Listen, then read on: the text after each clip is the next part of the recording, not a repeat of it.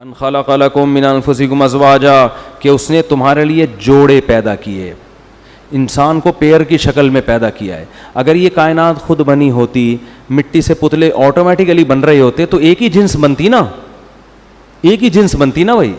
یہ نر مادہ کیوں بن رہے ہیں الگ الگ؟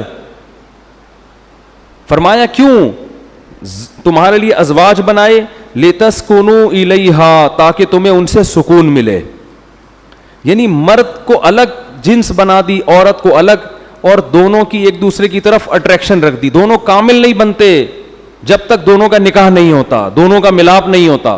تو فرمایا کہ یہ بھی اس کی علامت ہے کہ تمہیں مرد بنا کے تمہارے اندر ڈیزائرز رکھیں تو ان ڈیزائرز کو پورا کرنے کے لیے عورت کو پیدا کیا، اور عورت کو عورت بنا کے اس میں مرد کی ڈیزائر رکھیں تو اس کے لیے مرد کو پیدا کیا۔ اگر یہ آٹومیٹیکلی ہوتا، خود بخود ہوتا، اتنا بہترین انداز سے انسانوں کو اللہ ڈیوائیڈ نہ کرتا دو جنس میں۔ اور پھر بچے کی پیدائش کے بعد دیکھو، بچے کو بھی دونوں کی ضرورت ہے، ابا کی بھی اور اماں کی بھی۔ سنگل مدر والا جو سیٹ اپ یورپ میں چل رہا ہے یہ نیچرل نہیں ہے۔ ماں سے الگ قسم کی محبت ملتی ہے اور باپ سے الگ، تو فطرت ایک ہی چیز سے کتنے کام لے رہی ہے، الگ الگ جنس میں بنا کے دونوں کے سکون کا ذریعہ بنایا، اولاد کی پیدائش کا ذریعہ بنایا، پھر بچے کی تربیت کا بھی دونوں کو ذریعہ بنا دیا کہ بچے کو ماں بھی چاہیے اور ایک عدد باپ بھی چاہیے بچے کو۔ تو اللہ فرماتے ہیں یہ اس کی نشانیوں میں سے ایک نشانی ہے۔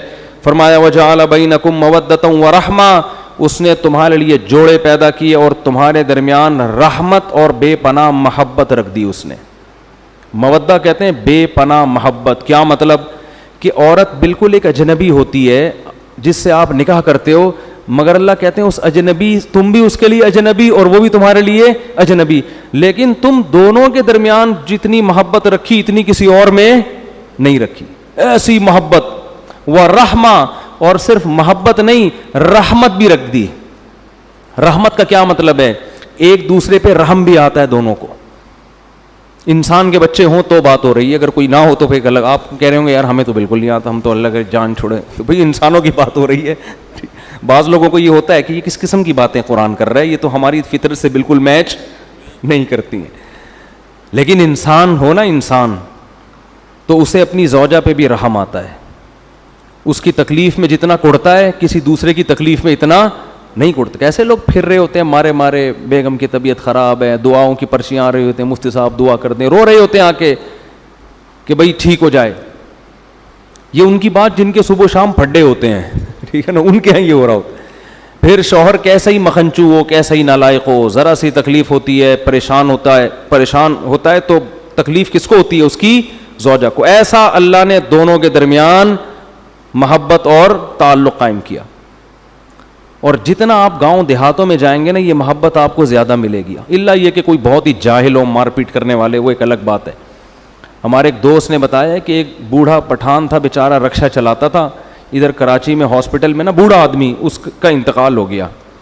کہتے ہیں یار میں نے اس کی بوڑھی بیوی کو دیکھا، اس کو جب اطلاع ملی ہے اتنا روئی اور اپنے میاں کے جوتے اٹھا کے اپنے سر پہ رکھ لیے اس کی عظمت اور محبت میں۔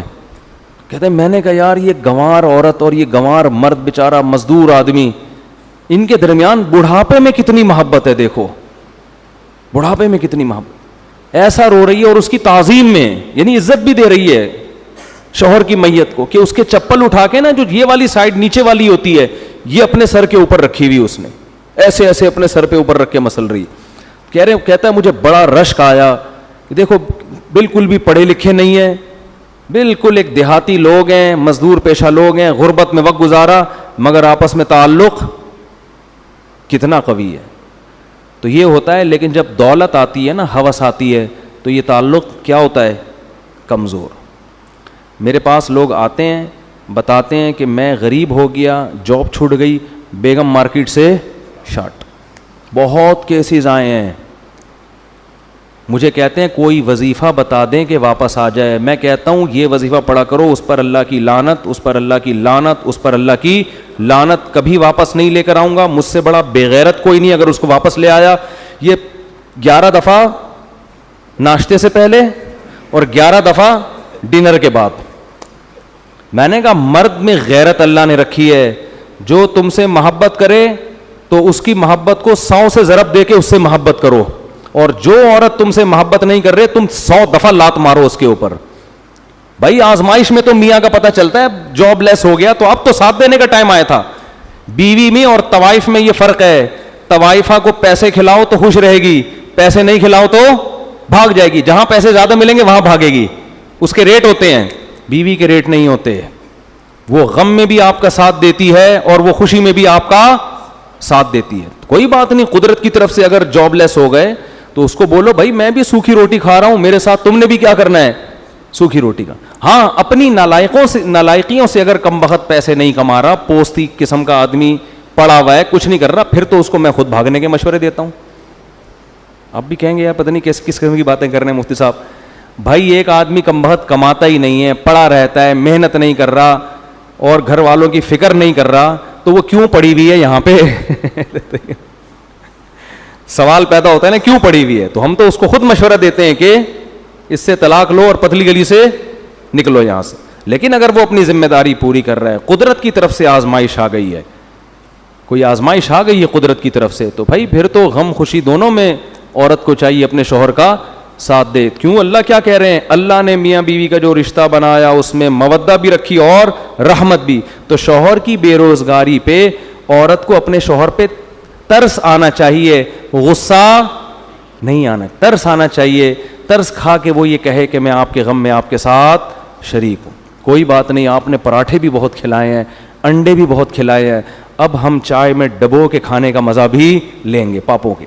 اب صرف پاپوں پہ ہم گزارا کریں. پاپا سے میں نے بات کی ہے, اگلی دفعہ وہ پاپے لیتے ہوئے آئیں گے.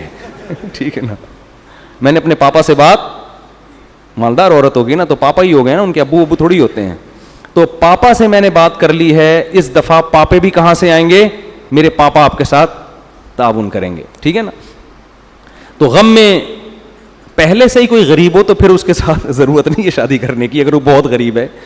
اگر کوئی مالدار عورت ہے نا تو اس کو چاہیے اپنی حیثیت دیکھ کے نکاح کرے. غریبوں میں جانے کی چندہ ضرورت نہیں ہے بلا وجہ, کیوں بھائی اپنے حساب سے چلو. لیکن اگر تھا مالدار, قسمت نے اس کو غریب بنا دیا, تو کیا کرنا ہے, صبر کرنا ہے, غیرت کا مظاہرہ کرنا ہے.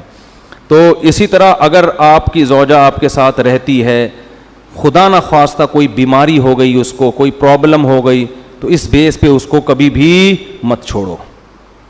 لوگ یہ کام بھی کرتے ہیں, کوئی فالج ہو گیا, کوئی اور مسئلہ ہو گیا, ابے جان چھڑاؤ اس مصیبت سے. او بھائی یہ تو میاں, اس کو اٹ از ناٹ کالڈ میاں, یہ بوائے فرینڈ ہوتا ہے. بوائے فرینڈ کی جب گرل فرینڈ ہوتی ہے, جس دن گرل فرینڈ کو لقوہ ہو جائے وہ گرل فرینڈ رہے گی؟